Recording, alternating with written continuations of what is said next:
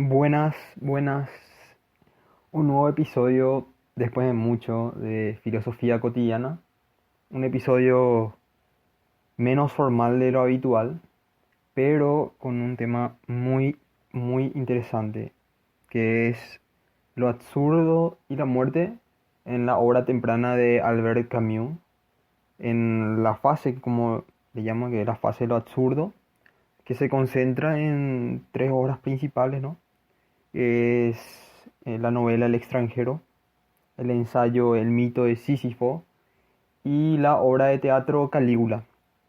Pues bien, yo quisiera empezar con una poesía de, de T.S. Eliot que puede servirnos como una introducción al tema del cual les voy a hablar esta noche. De los cuatro cuartetos de T.S. Eliot. El tiempo presente y el tiempo pasado están quizás presentes los dos en el tiempo futuro, y el tiempo futuro contenido en el tiempo pasado. Si todo tiempo es eternamente presente, todo tiempo es irredimible. Lo que podía haber sido es una abstracción que queda como perpetua posibilidad, solo en un mundo de especulación. Será la poesía de T.S. Eliot, que nos sirve como introducción a una obra de Camus, que son bodas en Argelia, con una epígrafe que nos introduce justamente a la temática de su obra. Y cito: el verdugo estranguló al cardenal Carafá con un cordón de seda que se rompió. Fue preciso repetir 2 veces la operación. El cardenal miró al verdugo sin dignarse a pronunciar una palabra. Es de la obra La duquesa de Paliano de Stendhal. ¿Qué nos quiere decir con esta epígrafe Albert Camus? Que es, esa es la manera en la cual tenemos que enfrentar a la muerte.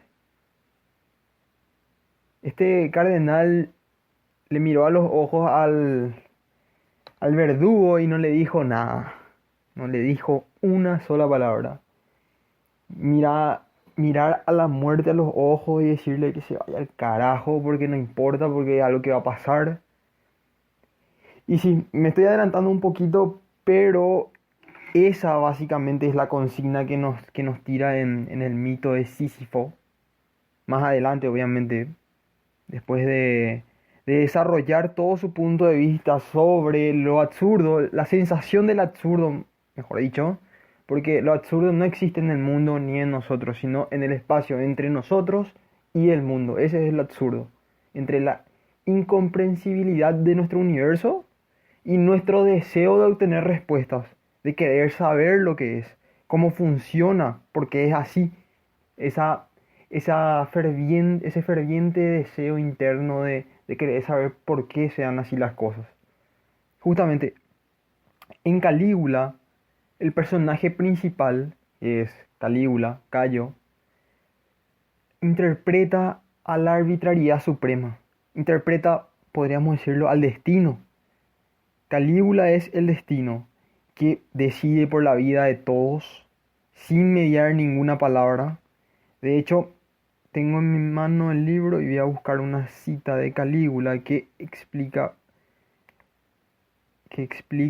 el punto en el cual se define como el destino supremo. Él, en una conversación con Quereas, este le dice, Calígula le pregunta: ¿por qué quieres matarme? Quereas le responde: ya te lo he dicho, te considero dañino. Me gusta la seguridad, la necesito. La mayoría de los hombres son como yo. Les resulta imposible vivir en un universo en el que, en un segundo, el pensamiento más extravagante puede penetrar en la realidad, en el que, las más de las veces, ese pensamiento penetra en ella como un cuchillo en el corazón.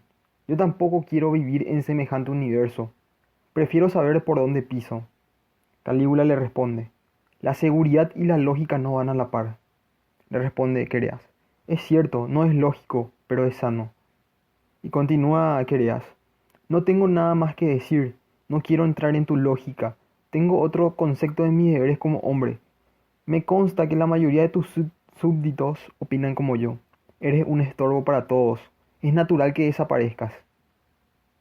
Calígula le responde, todo eso está muy claro y es muy legítimo, pero la mayoría de los hombres, para la mayoría de los hombres sería incluso evidente, pero no para ti. Tú eres inteligente y la inteligencia se paga cara o se niega. Yo la pago, pero tú, ¿por qué ni la niegas ni quieres pagarla? ¿A qué se refiere Albert Camus en la voz de Calígula en este punto, en este acto de su obra? Se refiere a la lucidez, se refiere a la inteligencia y a la conciencia. ¿Pero conciencia de qué? Conciencia de saber que la vida no tiene sentido, de que justamente en esas palabras un pensamiento extravagante, una acción, una reacción, un momento absurdo puede convertirse en nuestra realidad en un santiamén, en un minuto, en un segundo, sin que tenga ninguna explicación lógica para nosotros. Ahora procedo a citar una de las partes más relevantes del mito de Sísifo, donde Albert Camus desarrolla la libertad y el absurdo. Me creo unas barreras entre las que encierro mi vida. Hago como tantos funcionarios del espíritu y del corazón que solo me inspiran aversión y que no hacen otra cosa. Lo veo bien ahora, que tomarse en serio la libertad del hombre. Lo absurdo me aclara este punto. No hay mañana. Esta es en adelante la razón de mi libertad profunda. Camus ahí nos evoca justamente a este poema de T.S. Eliot, donde nos habla del presente. Nuestra vida es eso, el presente y la sucesión de presentes que vamos a atravesar. La rebelión frente a nuestra condición de aceptar que vamos a hacer una y otra vez, trabajar, dormir, desayunar, comer, dormir, trabajar, etcétera, etcétera. Seguimos, sucesión de presentes. Lunes, martes, miércoles, jueves, viernes, lo mismo, todos los días lo mismo. Llega un punto en el que contemplas tu vida y te decís, ay, no voy a llegar a ningún lado. O en todo caso te ponen una esperanza en el futuro de, sabes que vas a subir de tu trabajo, vas a ser mejor, vas a hacer esto. Todo eso es una ilusión que ata al hombre frente a una condición. Lo condiciona a seguir atado a eso y a no poder renunciar y a tener que ocultar su lucidez, a tener que negar su inteligencia. Porque la rebelión no se da dejando de hacer lo que hacemos, sino que la rebelión se da al aceptar que lo que hacemos no tiene ningún puto sentido, pero igual lo vamos a hacer.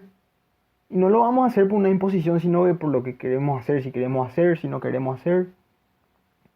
Frente a esa condición. Y ahí, en ese momento, se da la libertad absurda. ¿Qué permite la libertad absurda? Disfrutar igual de los momentos, de ciertos momentos, disfrutar las situaciones que nos toca, aprovechar esa sucesión de presentes. Porque aunque todo se pueda desquiciar en algún punto al creer en una probable libertad metafísica o una vida eterna o un eterno retorno, la libertad absurda no es más que como el epígrafe, perdón, del mito de Sísifo justamente, que es un fragmento de una de las odas píticas, la tercera oda pítica de Píndaro, que era un poeta griego que hacía poemas para los ganadores de competencias olímpicas y todo eso, ¿no? Que dice así: oh alma mía, no aspires a la vida inmortal, sino agota el campo de lo posible. ¿Qué quiere decirnos con esto Camus? Quiere decirnos que tenemos que no soñar con una eternidad de felicidad y de dicha, sino que lo único que tenemos ahora es esto, el presente y la sucesión de presentes. ¿Qué tenemos que hacer con ello? Aprovechar al máximo lo que podamos, hacer lo que podamos, Aun cuando estamos atrapados en este ciclo ininterrumpido de cotidianeidad aburrida. Aún así, no existe, no hay escala de valores, ni jerarquía de las experiencias. ¿Qué quiere decir eso? Que no hay una experiencia mayor, mejor. Lo único es cantidad, la mayor cantidad que puedas aprovechar en tu vida. No importa la calidad de esas experiencias, sino que lo máximo que puedas quitar de la situación, redituar de la situación. La mayor frecuencia frente al mundo, estando consciente de tu condición, con la lucidez plena, que lo único que cambian, que estas experiencias lo único que cambian son nuestras sensaciones, nuestros sentimientos, frente a esas susodichas experiencias. Sentir la propia vida, o sea, en rebelión, vuelve inútil la escala de valores que nos presenta la sociedad.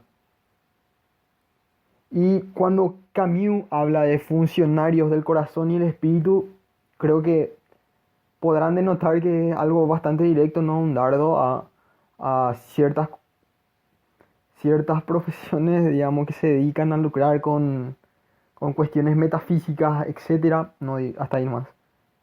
Porque él define a lo absurdo, él no define lo absurdo, sino como ejemplos de sensaciones frente a lo absurdo, que esa sensación es el pecado sin Dios. Lo absurdo es el pecado sin Dios.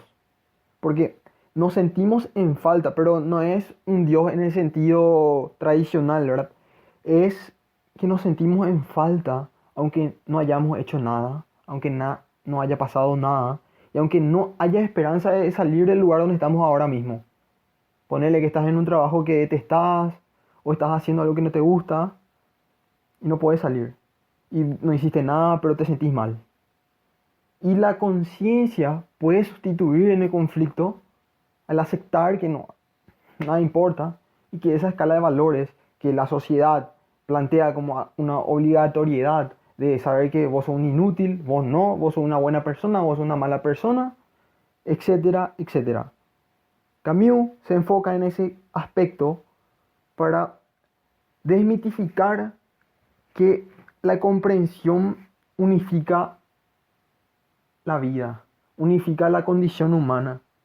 Cuando esa búsqueda incesante de encontrarle un sentido, lo único que hace es derivar al ser humano a opciones que llenan ese y complementan ese vacío, llenan ese espacio, que puede ser la religión o el problema filosófico verdaderamente serio, citando a Camus en el comienzo del mito de Sísifo, que es el suicidio, suicidarte, quitarte la vida, matarte, porque no encontraste el sentido a tu vida, porque no pudiste conciliar con la idea de que somos irrelevantes, que nuestra obra es irrelevante, que no existe, que somos prescindibles, que no vale la pena nada y que etcétera. Pero el verdadero valor de un héroe absurdo es justamente estar frente a esa condición absurda, sin necesidad de hacer comprensible lo incomprensible, de estar en confrontación constante entre nosotros y el mundo, entre esa confrontación. De igual manera, amar, vivir, sentir, estar consciente y lúcido frente a lo que no tiene sentido.